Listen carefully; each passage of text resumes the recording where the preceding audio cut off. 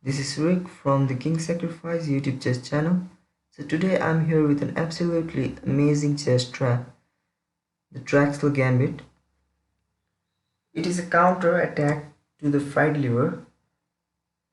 So here white starts with e4, e5, knight f3, knight to c6, bishop to c4, knight to f6, knight to g5. So it is the fried liver setup.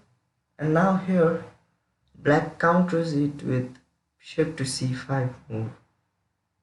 And now white takes on f7, giving a fork to the rook and the queen. And here now black plays an amazing move, that is bishop takes on f2 check. Let's see what happens if the king takes on f2. And now by playing this move, white is allowing our knight to come in by playing knight takes on e4. So here white have 6 options that he can play. So let's look over them one by one. Let's see what happens if king moves to e1. And now our queen can come in, giving check. And if he blocks with his g3 pawn, then we can take the g3 pawn with a knight, noticing that he cannot take our knight because then we are going to take his rook. So let's see what happens if he plays king to e2. Then we can play queen to f2 check, king to d3, knight to c5 check, king to c3, and queen to d4 is an amazing checkmate. So let's look over another move, that is king to e2. Then he is allowing our another knight to come in, that is knight to d4 check.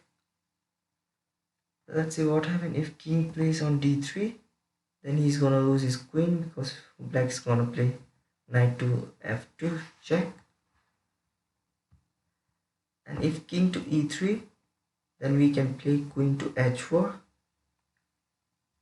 And if here white tries to become greedy by taking the rook, then we can play knight to f2, attacking the queen and threatening a checkmate on the f4 square at the same time. So let's look over another move, that is what happens if the king moves on f3. And again we can give a check with our queen from the f6 square. King takes on e4. Then black's gonna play d5 check. If here white takes with his king, then we are going to take the knight.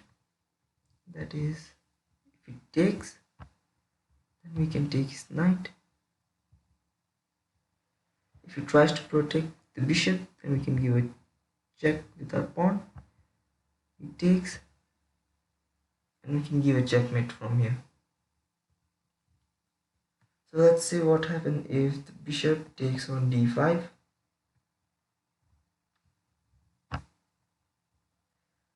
And now black's going to play queen to f4 check, king to d3, queen to d4 check, king e2, and queen takes on d5, threatening to take the knight and to give a check by the bishop on g4 and taking the white's queen.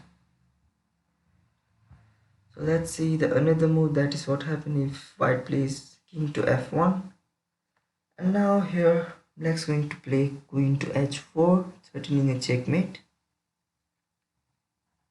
And let's see what happens if the queen plays on f3. Then here black can play knight to d4, attacking the queen and the c2 square at the same time. If queen e3, then we can obviously take on c2. But if here plays g3, then we can give a check, queen to g2, queen f5 check. If king to e1, then we can again give a fork to the king and the rook. If king to g1, then we can give a check with knight, knight f3 check. If king to f1, Then we can take the queen by playing knight to h4 check and attacking the queen. So let's see what happens if the queen tries to protect the king by playing queen to e1. Then we can play knight to g3, an amazing move from black, giving a check. If queen takes on g3, queen takes on c4 check, d3, and we again take on f7 giving a check. Now if king moves on g1, queen d4 check, queen to f2, queen takes on f2 check, king takes f2, knight takes h1 giving a check. So that's another move. Let's see what happens if the king moves to e3. If king goes to e3, then we can again bring our queen to h4, and here white needs to play rook to f1. Let's see what happens if white takes the rook. Then we can again play queen to f4 check, king e2, queen to f2 check, king to d3, knight b4 check.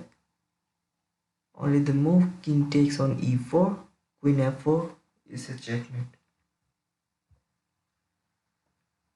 And here if king to d3, again a fork to the king and the queen.